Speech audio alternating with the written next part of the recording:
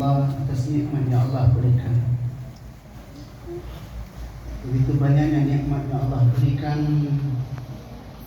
sehingga kiranya masih ada juga orang yang tidak pandai bersyukur, maka sesungguhnya boleh jadi hal itu adalah istidraj. Ada orang-orang ketika diberikan nikmat tapi menjadi malapetaka dalam hidupnya. Semestinya seperti dalam ayat la in syakartum la azidannakum wa la in kafartum inna lillahi syadid. Nikmat itu idealnya adalah bertambah, yaitu disebut dengan kata berkah. Makanya Allah Subhanahu wa taala berfirman dalam surat Al-An'am ayat 44, "Falamma nasu ma dzukiru bi fatahna 'alaihim abwaaba kulli syai'." Maka tatkala mereka melupakan aku berikan kepada mereka, aku bukakan kepada mereka segala pintu. Bautatan bima utu, sampai betul-betulnya merasuk luar biasa pada diri. Kemudian fa'akhadnahum bima kanu yaksibun. Sudah itu kami rangkul sejadi-jadi. Atau Buya Hamka dalam tafsir beliau, Allah limpahkan dia nikmat, kemudian dengan nikmat itu dia berbahagia di atas kebahagiaan. Sudah itu dia disiksa sekonyong-konyongnya. Itu bahasa dari Buya Hamka. Alhamdulillahirabbil alamin, Allah berikan kita nikmat.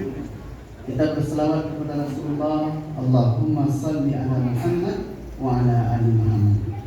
Bapak Ibu yang dirahmati Allah, sesuai judul yang diberikan oleh pengurus Islam Rahmatan lil Alamin. Jadi beliau tadi mengenal apa boleh ya mendalam buku. Jadi sebagai dalil ya, sempat kita baca Allah Subhanahu wa taala berfirman, "Wa ma arsalnaka illa rahmatan lil alamin."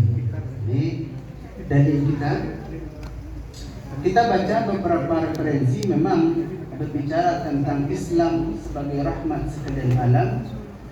Rata-rata ulama membahas ayat ini. Nah, begitu luar biasanya Islam. Akan tetapi terkadang di sebagian orang Islam tidak menjadi rahmat.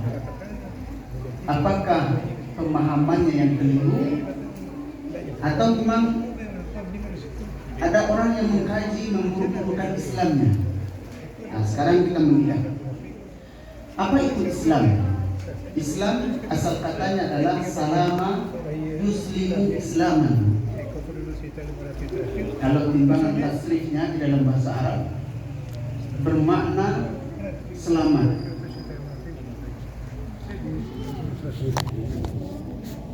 Ada timbangan yang lain, wa huwa salimun wa dzaka muslimun. Ketika dia sebagai subjek, sebagai pelaku, dia disebut dengan salim. Berarti orang yang memberikan keselamatan. Yang terkena keselamatan itu disebut dengan muslimun atau muslim. Muslimun jamak, muslim satu orang. Kata Rasulullah SAW dalam hadis riwayatkan oleh Imam Bukhari, al-muslimu man salima muslimun min lisani wa yadihi. Nah, itu hebatnya dalam bahasa Arab, satu kata ketika dia ditasrifkan, dirubah polanya, maka dia menjadi makna yang berbeda. Itu bedanya dengan bahasa Indonesia. Al-muslimu, orang-orang Islam, orang-orang yang selamat. Man, ya, apabila atau siapa dia salim. pelaku penyelamat. Al-muslimu, orang-orang yang diselamatkan dari lisan dan tangannya. Ini kata muslim. Suatu ketika Rasulullah membaca mushaf, akhirnya ketahuan, dipukul, dianiaya, pingsan. Sadar beliau, lari, menyuruh di tempat lain, ulang balik baca Quran. Orang-orang musyrik begitu luar biasanya memberikan penderitaan. Pak, saya pun lagi ngepong. Ada juga misalnya sahabat Nabi Suhaib di masjid Darul Jannah. bin Rumi, Suhaib bin Sinan bin Rumi. Semoga barokah. Sahabat Rasulullah SAW yang ketika hendak hijrah, sekarang kata rahmah, ya. Rahmah itu dari kata rohama, yarhamu, arham kalau fi'il amalnya. Maknanya adalah kasih sayang kalau Jawa. Kemudian rahama telah menyayangi, yarhamu akan menyayangi, arham sayangilah. Rahimun pelaku pemberi kasih sayang, marhumun orang yang terkena atau yang diberikan kasih sayang. Kata lainnya almarhum. Almarhum, ya, innalillahi wa inna ilaihi raji'un, telah berpulang almarhum. Jadi orang yang telah diberikan kasih sayang. Mudah-mudahan dapat seperti itu. Nah, menurut ulama seperti disebutkan pendapat Imam Bukhari, sering ulama mencontohkan seperti ibu-ibu yang sedang mengandung anaknya, kata rahim. Jadi bukan rahim tapi rahim. Ya, rahama, yarhamu, rahim. Di mana seorang ibu ketika dia mengandung anaknya dengan penuh kasih sayang, dengan belas kasih, tidak mengharapkan balasan meskipun bertaruh nyawa pada akhirnya. Jadi kalau begitu, Islam, ya, pemberi keselamatan, penebar kasih sayang dengan belas kasih yang di ujung-ujungnya adalah sebuah pengorbanan alami. Alami, seluruh alam. Maka kalau kita lihat dalam tafsir, alam itu tidak hanya manusia. Makanya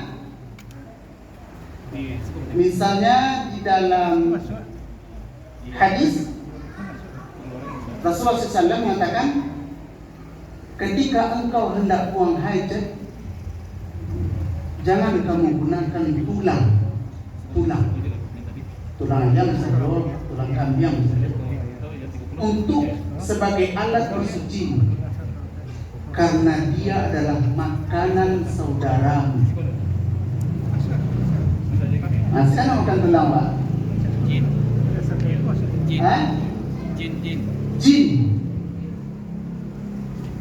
Nah, ini Rasulullah ya Pak, tidak memikir manusia saja, jin. Kemudian dalam hadis yang lain, kalau engkau hendak buang hajat, janganlah di tempat yang berlubang, karena di situ bisa jadi ada makhluk Tuhan yang lain. Bisa jadi sebut kepada hewan, kepada jin, apalagi kepada manusia. Seperti dalam hadis tadi, al-muslimu man salimun muslimun biyadi min lisani wa yadi, dengan lisan dan tangannya. Begitulah indahnya Islam. Terus kalau mau ditutup, Bapak nampak Islam itu seperti teroris. Itu ke situ pakai kajian itu. Insyaallah bisa kita lanjutkan di subuh, ya, insyaallah. Bagaimana seorang muslim bisa menjadi salim? Ya. Ada hal-hal yang terkadang dilanggarnya. Nah, sekarang untuk melanjutkan materi ini, ma'ahu asyidda'u 'alal kuffar ruhama'u bainahum. Muhammad itu utusan Allah, orang-orang yang bersamanya berarti orang yang Islam. Asyidda'u 'alal kuffar, keras, tegas dengan non-muslim dan berkasih sayang sesamanya. Tapi orang dibaliknya tegas dengan sesama muslim, bertoleransi, berkasih sayang dengan non-muslim. Nah, ini keliru di dalam memahami bahwa Islam adalah rahmatan lil alamin. Ujung-ujungnya apa? Kata Rasulullah SAW, orang muslim itu bagaikan buih di lautan. Kenapa begitu Rasulullah? Dia banyak, akan tetapi tidak memberikan dampak apa-apa. Akhirnya banyaklah macamnya, susahlah berisami. Kok jilbab lah bagai yang kali diatur, kok kurikulum agama mungkin kali hilangkan. Ini satu-satu. Kok berang ulang bawa apa? Sampai mana ke situ. Ini harus kita pahami. Yang kedua, atas nikmat yang Allah berikan. Begitu banyaknya nikmat yang Allah berikan, sehingga kiranya masih ada juga orang yang tidak pandai bersyukur, maka sesungguhnya boleh jadi hal itu adalah istidraj. Ada orang-orang ketika diberikan nikmat tapi menjadi malapetaka dalam hidupnya. Semestinya seperti dalam ayat, la in syakartum la azidannakum wa la in kafartum inna adzabi lasyadid. Nikmat itu idealnya adalah bertambah, yaitu disebut dengan kata berkah. Makanya Allah Subhanahu wa taala berfirman dalam surat Al-An'am ayat 4, "Falamma nasu ma dzukiru bi fatahna 'alaihim abwaaba kulli syai'."